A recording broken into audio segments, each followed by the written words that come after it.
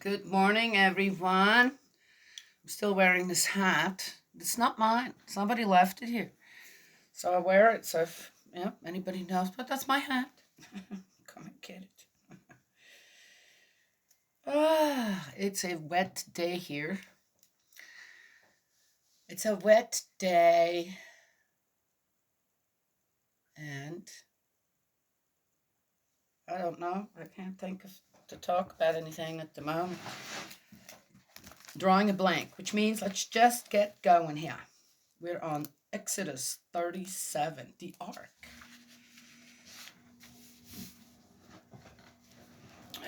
Let's read some more here. Oh, I do have something to say. So, again, right? Start the day positive, right? Don't have anything negative on your mind. And so, the first thing I often do is go make some coffee. And it's one of those things. Are machines really all that much better than just taking the extra little time, right? 5 minutes, 10 minutes, 15 minutes to make a good cup of coffee. So, for some reason, our coffee machine has started this weird thing where you put a whole pot of water in it, but then there's still this much left. So, it must be what, steamed off? It's not in the back of the. So, where's that water going?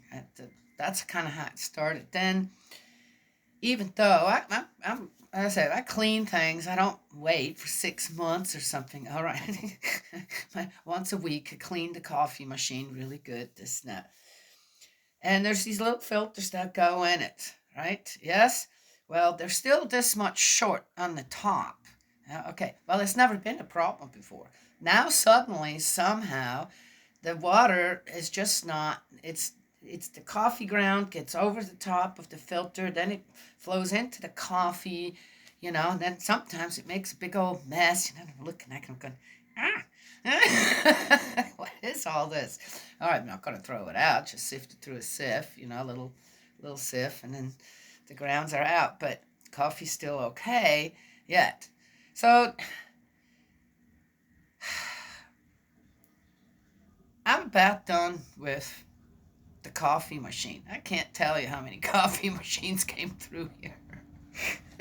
And I'm just not a big machine fan person. And I like to do things on my own. So I have this pot, about this tall. I have to heat water, right, in a pan, and then I have this little filter thing, uh, and then I just take some cloth, right? Yes, take some cloth and I hang it over, and then put the coffee in. Then I just stand there and I pour the coffee in. And it's the best coffee.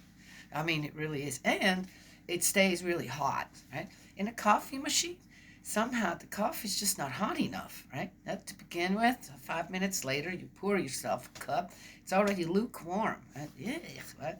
Well, you go with it, right? Well, because you just put it all in there and push the button and it does it all by itself. But am I really happy with the result?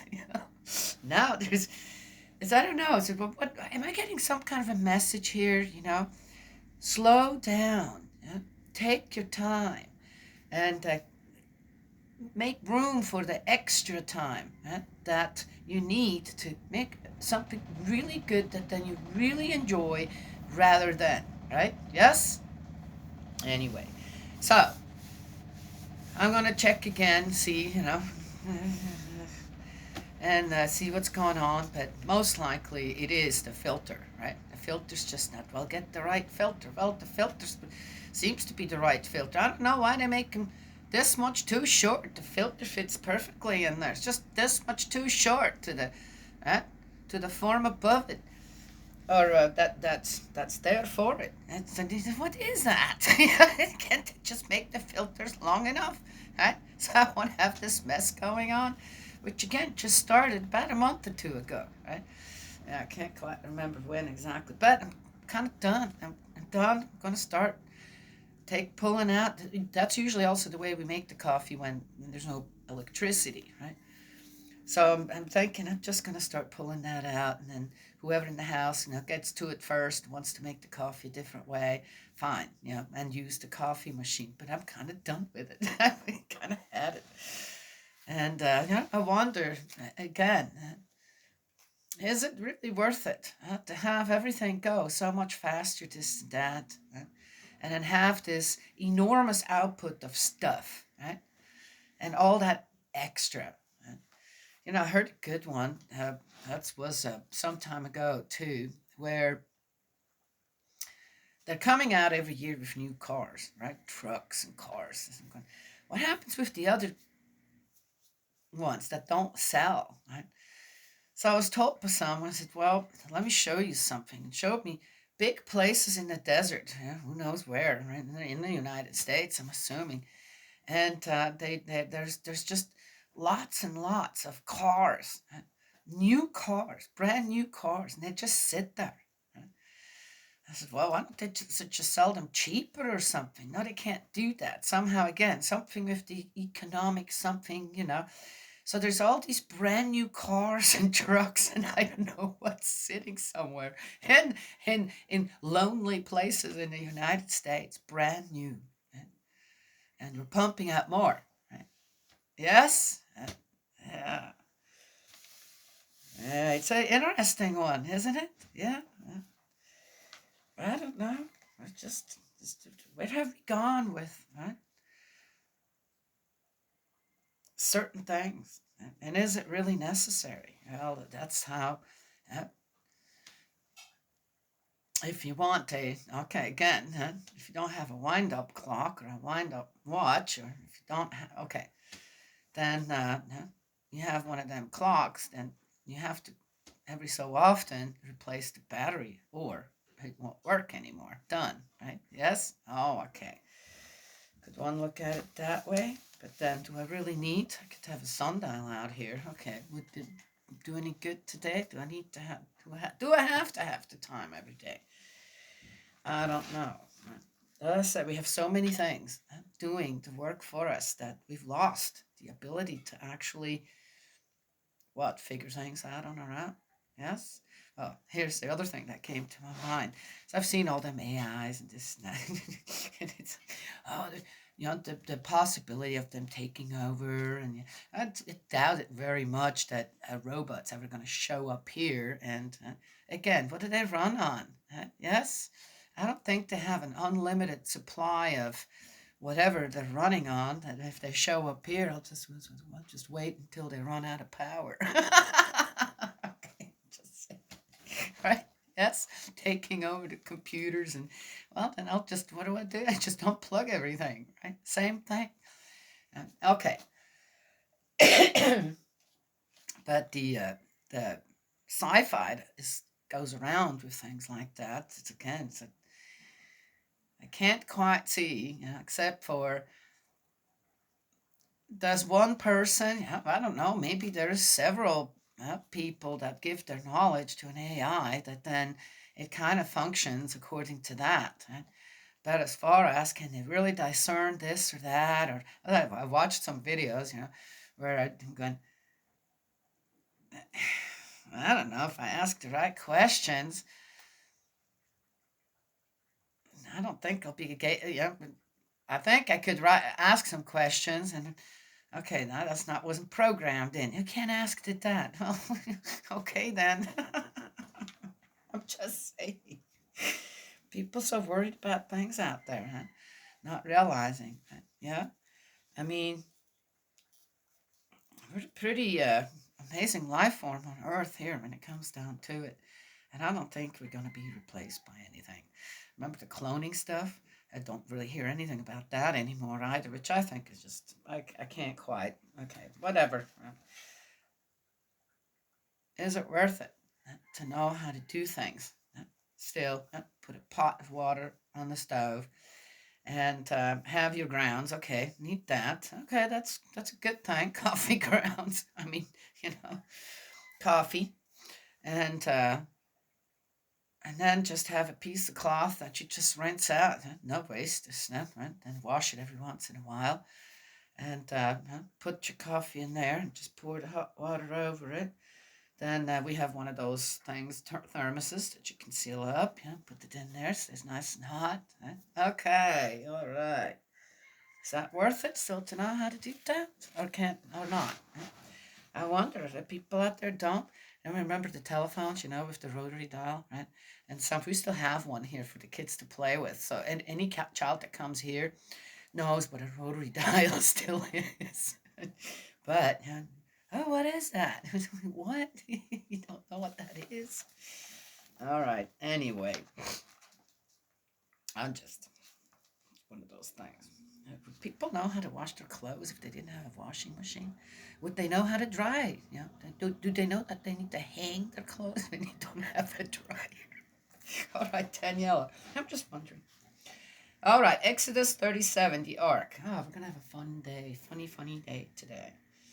Oh, I have another one to tell. Okay, all right. Bezalel made the ark of acacia wood, 2.5 cubits long, 1.5 cubits wide, and 1.5 cubits high. He overlaid it inside and out with pure gold and made a gold molding all around it. He cast 4 gold rings for it at its 4 supports, 2 rings on one side and 2 rings on the other. He also made shafts of acacia wood and overlaid them with gold, and passed the shafts through the rings on the side of the ark by which to carry it. He also made a mercy seat of pure gold, 2.5 cubits long and 1.5 cubits wide, and modeled 2 great winged creatures of beaten gold, putting them on the 2 ends of the mercy seat. One winged creature at one end and the other winged creature at the other end, making the winged creatures of a piece with the mercy seat at either end. The winged creatures had their wings spread upwards, protecting the ark with their wings, and facing each other, their faces being towards the mercy seat. So that would mean to me that I've seen a lot of pictures. That would mean to me that their wings, okay, in the back are up like this, right? Yes, that would kind of make sense on either side, and then you can actually sit on the seat, right? And you're kind of covered like this. But a lot of them I see, they're like this, right? Yes, I think some of them are like this. I'm not sure. I mean, I've seen all them pictures. I'm going, is that what it's supposed to look like? Well, anyway, here it is. Upwards. Their wings spread upwards, not forward. Okay. The table for the loaves of permanent offering. I had a time where I made a bunch of jewelry. And what got me into that, actually, was when we were in Spain at the beach of San Pedro de Alcantara. There was a guy there from Germany, and it seemed like he was just a traveling dude, simple, yeah, if he were to be seen somewhere in a city, I wouldn't call him a homeless person, but that's not what he was. And he went all over, mainly by foot, and he collected shells and snad and made these earrings and then sold them. And I had to say, wow, they were considering, the simple style, the simpleness of it, and how he did that. So I watched him, and well, of course we had some conversations and stuff, and that later on that kind of got me into I want to make some jewelry, right? Yeah. I made some. And I have some upstairs that came out really nice. I found some really nice stones that I liked, and then I made some with all different types of materials as well that I found in the woods and all. Anyway, and it's a really satisfying kind of thing to do, to work with stones and make jewelry or something. That just reminded me of that. What have I not done? I've never woven. I've never spun any yarn. I've never done that. Yeah, maybe. Still in my future. All right, the table for the loaves of permanent offering.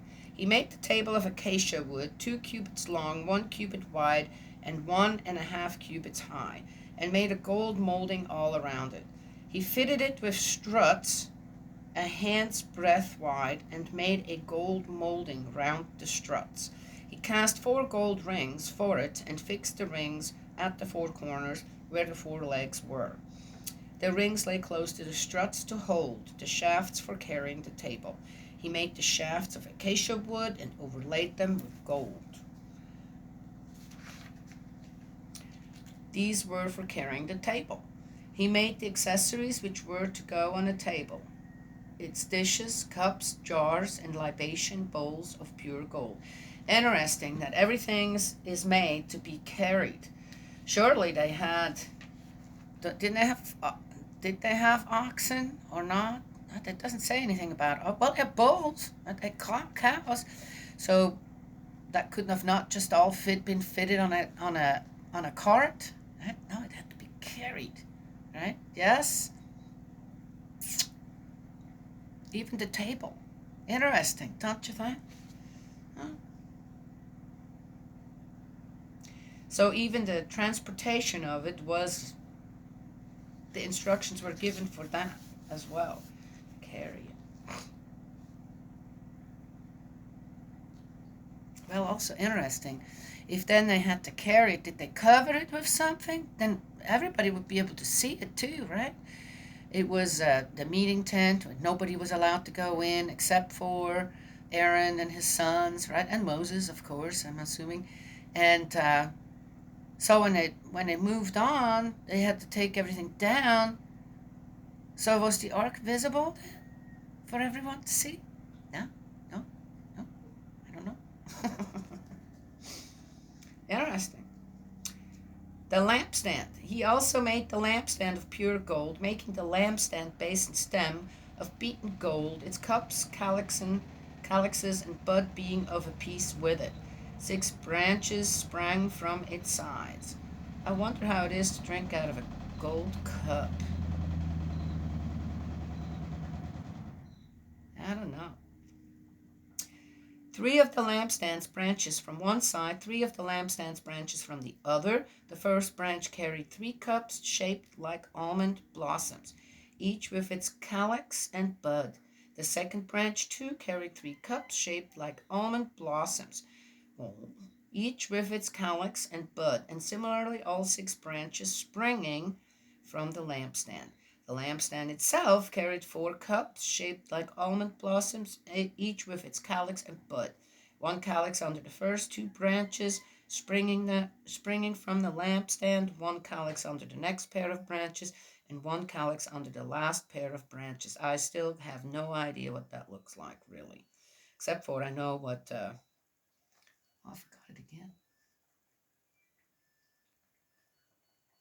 What one of those looks like, that people still use today.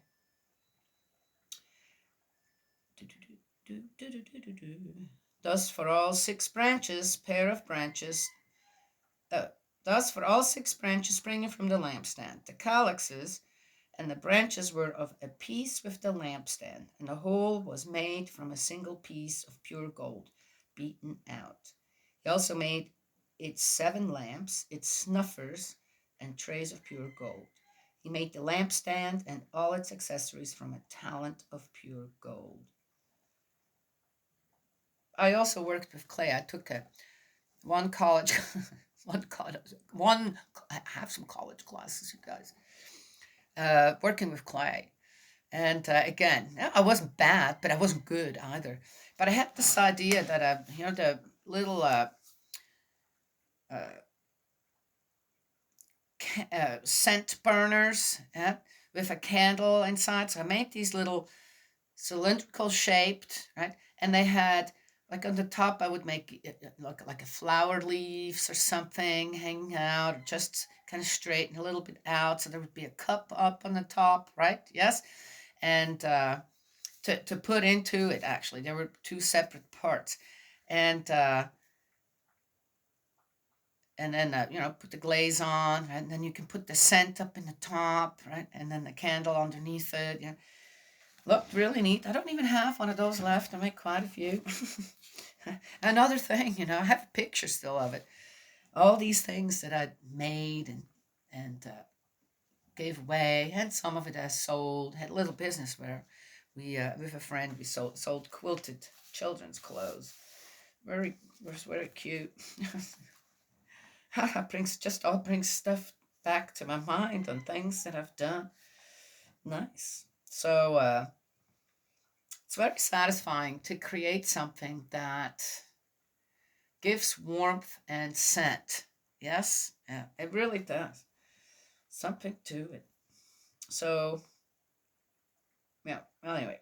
All right. Continue. We're almost done, guys. The altar of incense, the anointing oil and incense. He made the altar of incense of acacia wood, 1 cubit long and 1 cubit wide. It was square, and 2 cubits high. Its horns were of a piece with it. Hmm.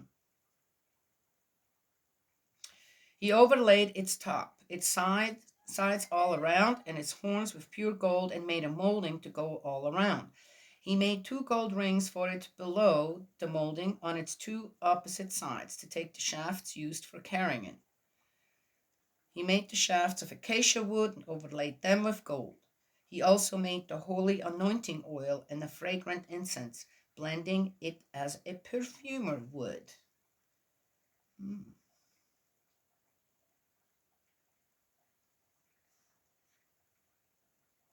that's it. Interesting. Of course, working with herbs, I've made. Uh, I never really made incense or anything like that, but I scented some of my ointments, this, that, all always with natural ingredients, and really working with enjoyed working with that as well.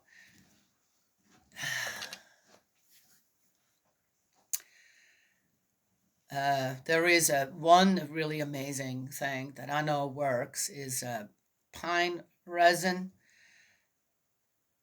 and that when the tree bleeds, you get that off, and then you can put that in with some coconut oil or something, and it becomes all liquid or like oily, and it's an amazing. And then and then you pour it off. You get the all the gunk out, and then you pour it off into little containers, and it's a really amazing salve for scars.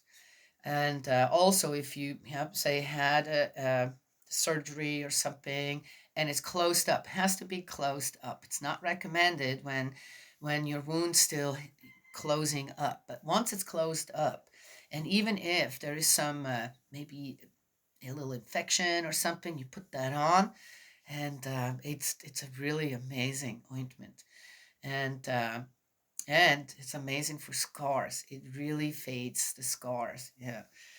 So I just made some more, and I should go out and hunt for more resin. This is a good time to find it at this time of year. And of course, it smells so good, right? It smells really good. And gosh, I've never made perfume or anything. I'm not a big fan of perfume.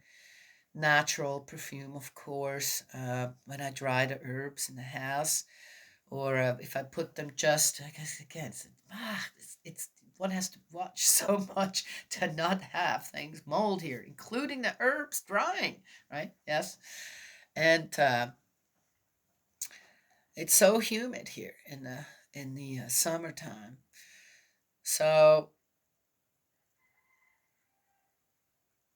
sometimes I put a little bit in the oven and the whole house smells like peppermint, right? Or whatever other herbs, but the peppermint and the apple mint and the spearmint um, are really smell so good. Has a strong smell, right? Yes. Kind of cleanses the house too. Peppermint has that thing that it balances out your pH in your system. Just all around good for you to have some peppermint tea every once in a while. Well, anyway, so scents. Oh, I remember the one that they were talking about, the frankincense. We, growing up Catholic, they had every so often, not often, but every so often, they would, on special holidays, whatever, they had these things hanging and incense burners, I guess, and frankincense was in there, and they go around and they, with the smoke, and people would get sick. Some of them would pass out if they were close enough. Now, I've never seen, I mean, I've seen people leave because they were not feeling well anymore. Have I ever seen anybody pass out? I can't remember. Not really, but that was that, and I would kind of get close enough. I wanted to see if it was really, and I thought, well, that doesn't smell so bad. Why would people get sick from that, right? Yes. And so I enjoyed the smell of frankincense and myrrh, frankincense and myrrh. I always enjoyed those scents. I like these natural scents, and I get immediately sick if someone has too much this cologne or perfume on. I have to step away because my stomach starts to churn and I get a headache. And right, yes, yeah. So I'm not a person that wears any kind of perfume. Very sensitive to certain scents that, again, are not natural. Anything else doesn't bother me. Well, anywho, there it is. Oh, interesting. Talk about all this stuff. Oh, so Saturday, we let all the dogs out, and two of them came back, and Gus wasn't here, a big black one. Didn't return. And I waited. An hour went past. Cece went. Oh no, wait. That was Sunday. That was on Sunday, and Cece went to church. Cece went to church, and he was still not here, and I started to prepare myself. We are lost another dog. And what happened now? And I was a little bit down about it. No, not Gus. Couldn't figure out. I'd look at the other two. What's going on? What happened? Tell me. And I had no sense of. Usually, I have some kind of a sense of what happened. But with Gus, I didn't. I couldn't even think of where to look. Where should Sissy even says, "Look, I'll skip church. Let's go and look for him." I said, I can't. I wouldn't know which direction to go. I said, I have no sense at all of anything about him. So odd. Anyway, so I waited. I went upstairs, did some work, and suddenly, and that was the other thing too. I'm going, okay, if he were hurt or this or that, either he's laying somewhere unconscious and you just have to wait until he wakes up, and then, or he's dead, or if there was something he was stuck, wouldn't he bark? Wouldn't he? He would. He would. Animals do. Animals do know, especially when you call for them. They'll give you an idea where they're at. And sure enough, I'm up there, and suddenly I'm hearing this. Roof, roof, roof. I'm going, that sounds like Gus. And it was kind of way up in the hills up here. And the other two started. I'm going coming down here and open the door, and Bo's just, like, here we are, And I'm yelling out there, Gus, come on home. Where are you? And here he goes, and then nothing. I'm looking. What happened? Is he hurt up there? No. And suddenly he comes running here down the road, completely wet, totally wet. It was raining that day. comes, runs into the house. He's perfectly fine. There's nothing wrong with him. 2 hours later, comes home by himself. Other two are already here. And first thing, she goes to the table in the kitchen where his food is and put it down, and he's just gobbling it up. Like, yeah, I'm hungry. And then he was knocked out for hours. I'm not kidding. He wouldn't move. He was just done. So I did something that day, though. The day before, I uninstalled something I didn't want to have. I was so tired okay. It was mainly, okay, I'm done. I don't need to have any more give and take with this because it seems so pointless. Okay. And uh, it was a particular part of it that I just didn't want to be a part of anymore. And I'm going, ugh, I can't teach these people. There's just no way. How is it so easy for people to let go of love? It is, isn't it? How many divorces do we have in this country? Oh, first people are so in love, this and that, and they fall out of love so easily. So love is so easy to get rid of. No problem, doesn't matter whose heart you hurt, this or that. Yes, anyway, right? Yet hate is so hard for people to let go of. It really is. If I don't know if you guys noticed, but I noticed. Right? So I decided, okay, I got other things to do, and these videos here with the Bible, that should be enough. And then that happened the next day with Gus, and I thought, don't tell me. I'm kind of getting, what am I getting here? Yes, okay. What are we reading through in Exodus? Obey God. Obey God and be constant. And when you make a commitment, you keep the commitment. And if God needs your help with something, then you do it. You just do it. Right? But again, with what? God's point of view, which with love is much better than to just shoot back. I even told someone, I said, reflect before you react. And I think we're going to have a better conversation. Of course, they didn't like that either because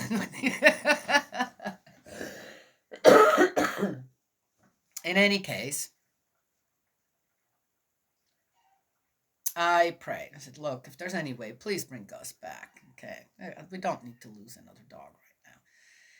And not knowing, if he's hurt out there. He said, here he comes, perfectly fine. And I thought, do I need to? I didn't think. I knew you have to install that back in, and you'll have to you just do it. Be done worrying about it, and just teach.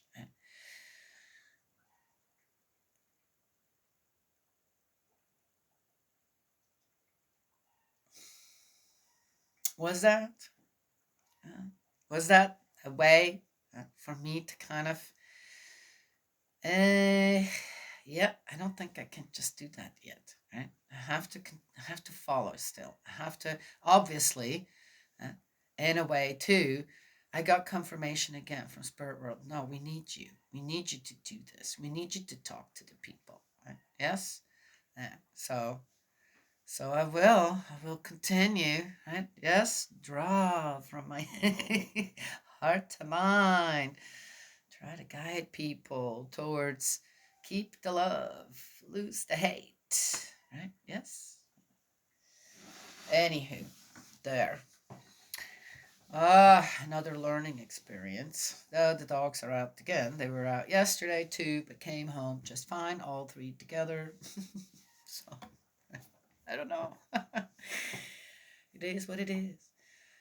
That's what I wanted to share this morning. It's about time to go to the barn. God's love and blessings always. May He protect you, and I will talk to you all another time.